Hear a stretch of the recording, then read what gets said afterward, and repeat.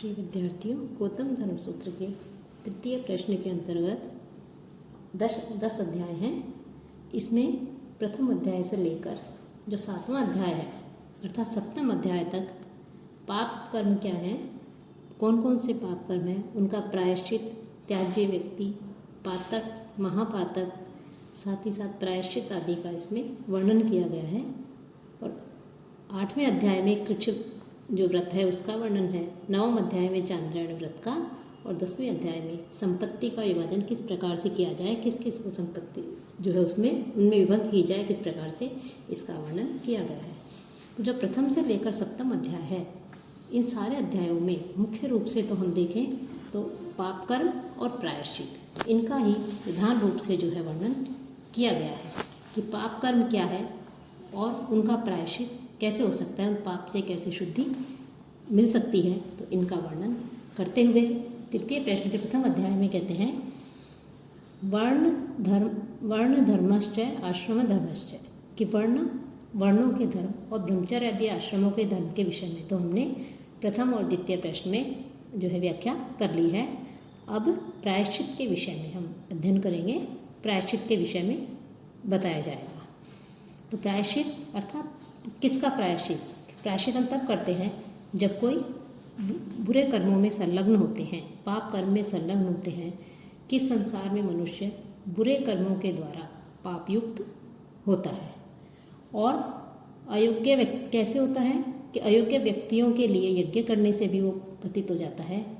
अभक्ष्य का भक्षण करने से भी पतित हो जाता है, अश्लील भाषण करने से, और जो उसके लिए शास्त्रों में विहित जो कर्म हैं, जो धर्म हैं, जो उसके कर्तव्य हैं, उन कर्मों को नहीं करने से भी वो पाप कर्म में संलग्न हो जाता है, पाप कर्म से युक्त हो जाता है। कि विहित कर्मों को नहीं करने से और निषिद्ध कर्मों को करने से भी वो पाप का भागी होता है। और ऐसे पाप कर्म करने के से उसे उनसे दूर होने के लिए, पाप कर्मों का जो दूर करने के लिए उसे प्रायश्चित करना आवश्यक बताया है कि उसे प्रायश्चित करना चाहिए। कि वैसे तो पाप की परिभाषा हम देना चाहें तो देना अत्यधिक कठिन है, क्योंकि पाप या पातक एक ऐसा शब्द है जिसका आचार शास्त्र की अपेक्षा हम देखते हैं धर्म से अधिक संबंध माना जाता है। कि सामान्यतः ऐसा कहा जाता है कि यह एक ऐसा कृत्य है कि जो शास्त्रों के विरुद्ध या ईश्वर की इच्छा के विरुद्ध या जो व्यवहार है, जो कानून है, उसके का उल्लंघन करके जानबूझकर जो कर्म किया जाता है वो सब पाप के अंतर्गत पाया जाता है, पाप के अंतर्गत आता है। तो जो ये पाप हैं, उन पापों का की भी बहुत सी श्रेणियाँ बांटी गई हैं कि कुछ पाप सामान्य श्रेणी में आते हैं, कुछ उससे विशिष्ट आते हैं, कुछ अति विशिष्ट पाप होते हैं। तो उसके अनुसार ही उनका भी जो है प्रायश्चित बताया गया है। कुछ पातक होते हैं, कुछ महापातक होते हैं। साथ ही साथ जो पातक आदि हैं, उत्पातक हैं, महापातक हैं, इनके जो प्रायश्चित विधि है वो भी उसी प्रकार से अलग अलग बताई गई है। तो इसका जो तीसरा सूत्र है, दूसरा जो सूत्र है, इस दूसरे सूत्र में कहा गया है अथ खलु अयम पुरुषो याप्येन प्रकर्मणा लिप्यते यथ एतद् याजनम अभक्ष्य भक्षणम अवद्य वदनम शिष्टस्य क्रिया प्रतिषिद्ध सेवनम इति। कि इस संसार में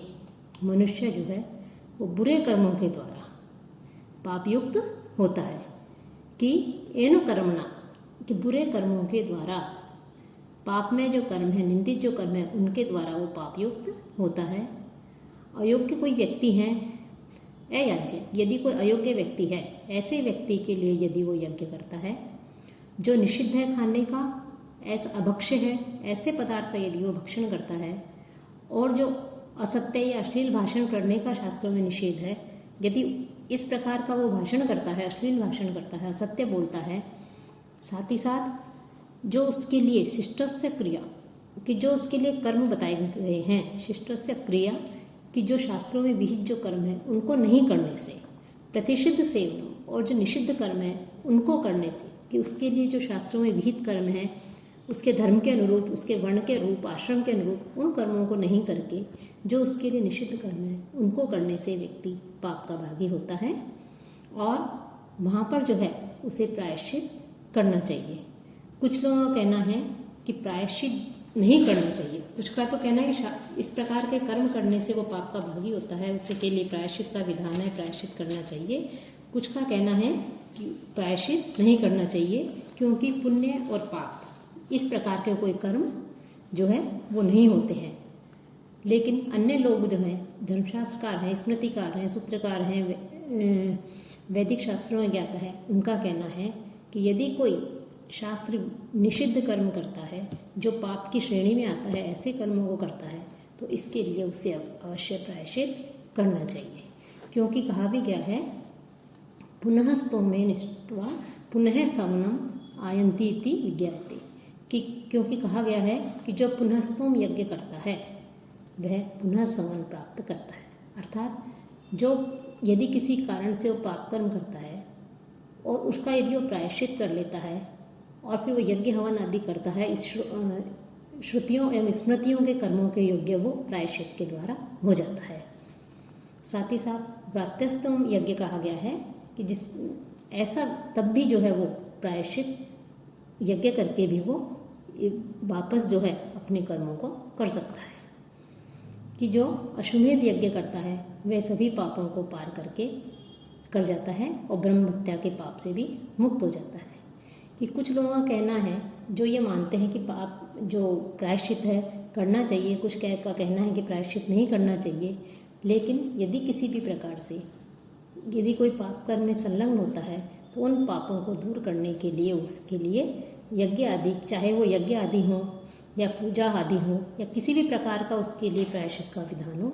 उन कर्मों को करके जो है वो पाप से मुक्त हो जाता है। साथ ही साथ जो जप तप होम उपवास और दान, ये भी जो है शुद्धि के साधन बताए गए हैं। कि यदि कोई पाप है तो पाप का प्रकार देखा जाता है कि उसने थोड़ा पाप किया है, हल्का पाप किया है, पातक है, उपपातक है, तो इस प्रकार के पाप कर्म के लिए जप तप होम उपवास और दान शुद्धि आदि ये उसके प्रायश्चित बताए गए हैं।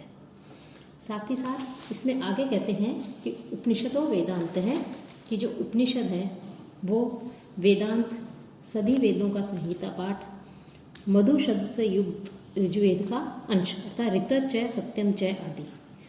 अघमर्षण ऋषि हुए हैं, उनके द्वारा जो मंत्र का दर्शन किया गया है वो मंत्र कौन सा है? वो मंत्र देवा है वै स्वर्गम लोकम अगमन इत्यादि। अर्थव शिरस मंत्र नमस्ते रुद्रमन्यवे इत्यादि रुद्र का मंत्र, पुरुष सूक्त, राजत और रोहिणी नाम के 2 सामन, व्रत सामन, साथ ही साथ पुरुष गति, ऋचाएँ, महावैराज साम, ज्येष्ठ सामन, भैष्ठ सामन, इस कूष्मांड, इस प्रकार के ये मंत्र बताए गए हैं कुछ वेदों के अनुसार। वेदों में भी जो मंत्र हैं, इन मंत्रों का पाठ करने से, इनका जप करने से और जो सावित्री मंत्र है उसका भी जप करने से ये जो है वो व्यक्ति पाप कर्म से मुक्त हो जाता है, अर्थात वो पवित्र हो जाता है।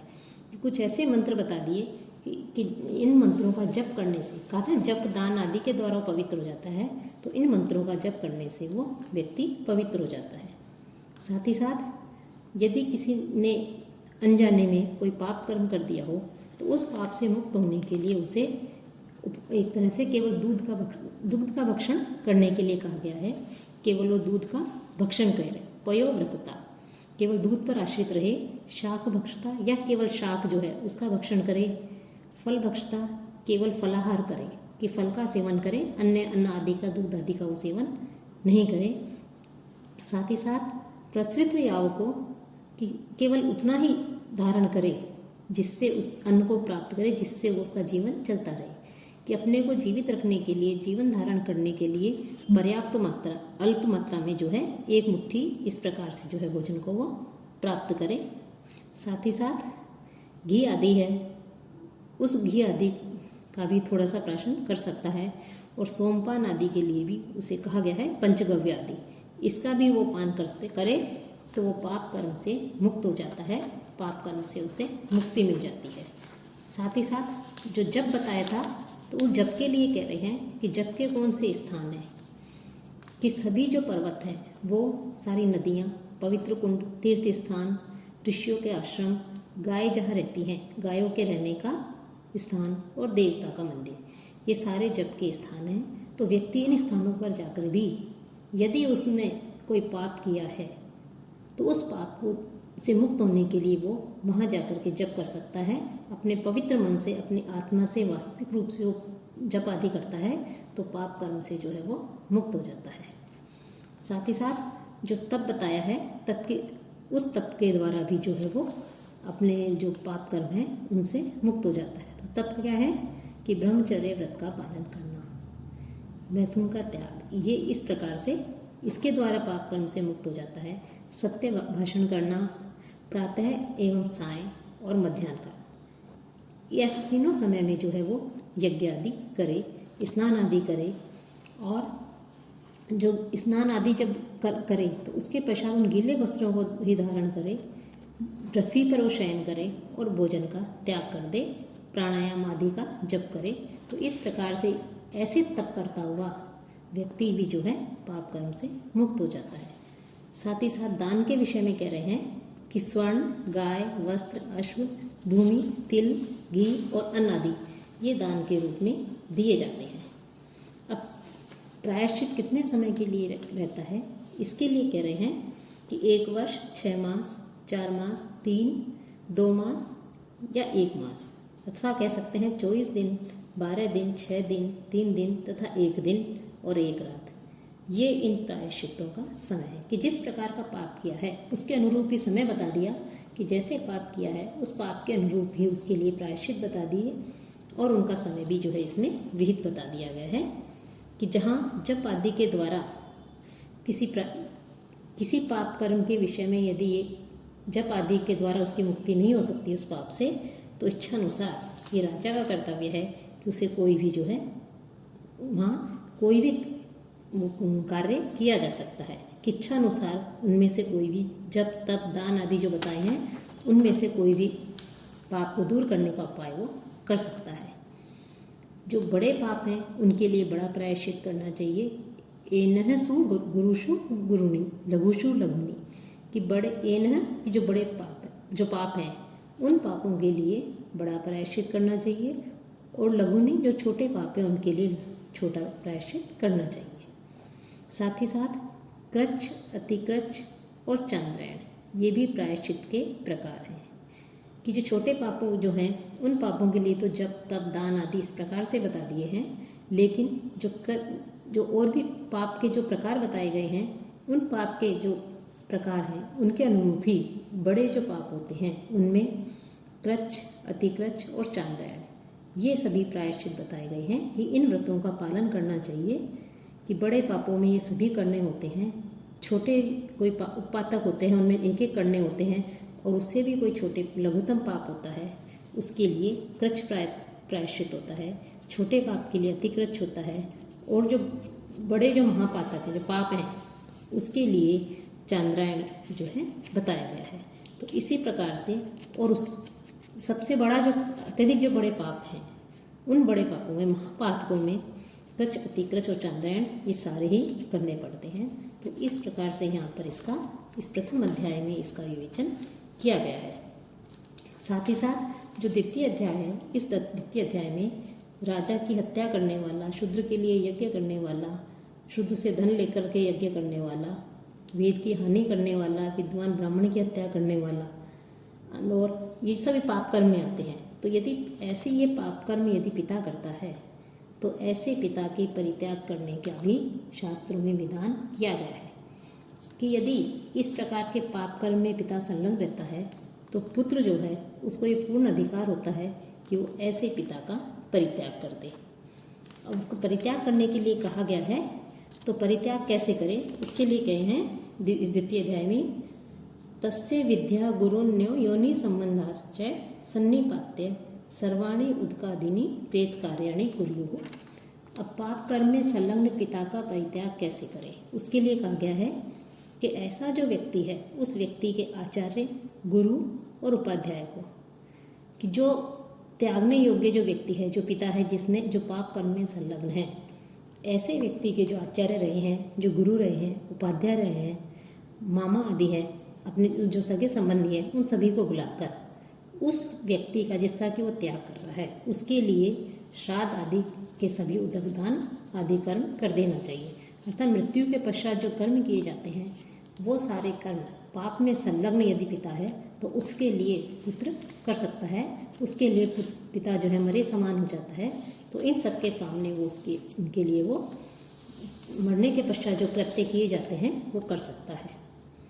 और उसके बाद में पात्रम च अस्य विपर्यस्य उसके बाद में उस त्याज्य व्यक्ति के नाम पर जल से पूर्ण घड़ा उलट दे कि मृत्यु के पश्चात किया जाने वाला कार्य है, अर्थात उसका उस व्यक्ति के साथ में कोई भी संबंध नहीं रहा, उसके लिए वो मरे हुए के समान हो गया है वो पिता। तो इस प्रकार से वो कार्य कर सकता है। साथ ही साथ कोई जो दास है वो या नौकर अशुद्ध स्थान से एक अपवित्र घड़ा ला करके किसी दासी के घड़े के जल से भरे और अपना मुंह दक्षिण की ओर करके उस व्यक्ति का नाम लेकर अमुक को उदक से वंचित करता हूँ, ऐसा करते हुए पैर से घड़े को उलट दे। अर्थात किसी स्वयं भी जल नहीं लाए, किसी दास के द्वारा मंगवाए या किसी सेवक के द्वारा मंगवाए और उसको अशुद्ध स्थान से मंगवाए और उसको उल्टा करके और इस प्रकार से कह दे कि मैं उस व्यक्ति को उदक दान से मुक्त करता हूँ, अर्थात मरने के पश्चात जो क्रियाएं आदि की जाती हैं वो अब मैं आगे नहीं करूँगा, मेरे लिए तो आज जो है ये मृतप्राय ही हो गया है। और सभी बंधु बांधव जो है उसके अपने यज्ञोपवीत को दाहिने कंधे के ऊपर और बाएं हाथ के नीचे करके अपनी शिखा को खोलकर उस दास का स्पर्श करें। साथ ही साथ जो आचार्य उपाध्याय संबंधी हैं वो सब उस कर्म में साक्षी बनते हैं, वो सब खड़े वहाँ उपस्थित रहते हैं और उनकी उपस्थिति में ही उस अपने पिता का वो इस प्रकार से उदकदान आदि करें। और अंत में सभी स्नान करके जैसे किसी की मृत्यु के अवसर पर जाते हैं तो स्नान आदि के द्वारा शुद्धि होती है, तो उसी प्रकार से स्नान आदि करके गांव में प्रवेश करना चाहिए। और इस प्रकार से जिसका परित्याग कर दिया गया है ऐसे पाप कर्म में संलग्न व्यक्ति से यदि कोई बोलता है तो उसके लिए रात्रि भर खड़ा होकर के वो सावित्री मंत्र का जप करने के लिए कहा गया है। सावित्री मंत्र का जप करते हुए, गायत्री मंत्र का जप करते हुए रात्रि भर खड़ा रहे। अनजाने में यदि उसे बोलता है और जानबूझकर यदि बोलता है, यदि जिसका त्याग कर दिया गया है, पाप कर्म में संलग्न होने के कारण जिस व्यक्ति का परित्याग कर दिया गया है, ऐसे व्यक्ति से यदि अनजाने में बोलें तो रात भर सावित्री मंत्र के जप का विधान है। जानबूझकर बोलने पर 3 रात्रि जप का विधान बताया गया है। साथ ही साथ यदि परित्यक्त व्यक्ति प्रायश्चित के द्वारा यदि वो प्रायश्चित कर लेता है, उससे अपने पश्चाताप होता है अपने कर्मों का और वो प्रायश्चित कर लेता है और प्रायश्चित करके यदि शुद्ध हो जाता है तो उसे उसके बंधु बांधव उसको पवित्र सरोवर में स्नान आदि करवा करके और उसे जो है ला सकते हैं, वापस जो है उनके पास आ सकता है। उसमें भी जो है मंत्रों का प्रकार बताया गया है कि जो वेदों में मंत्र बताए गए हैं उन मंत्रों का उल्लेख करते हुए उसे पवित्र करके स्नान आदि करवा करके दान आदि दे करके ब्राह्मणों को, उसे फिर गोदान दे करके ब्राह्मणों को दान दे करके, आचार्य आदि हैं उनको भी दान दे करके वो आता रहे, वो जो है आ सकता है। लेकिन जिस पापी का प्रायश्चित जीवन पर्यंत चलने के लिए कहा गया है कि उसका प्रायश्चित उसने ऐसा कर्म किया है कि जो इस जीवन में वो उससे मुक्त नहीं हो सकता है प्रायश्चित करने पर भी, तो फिर मृत्यु के बाद ही वो व्यक्ति पवित्र माना जाता है, शुद्ध माना जाता है। और उसके बंधुजन जो हैं उसके लिए उदकदान आदि सारे श्राद्ध कर्म जो है उसके कर सकते हैं।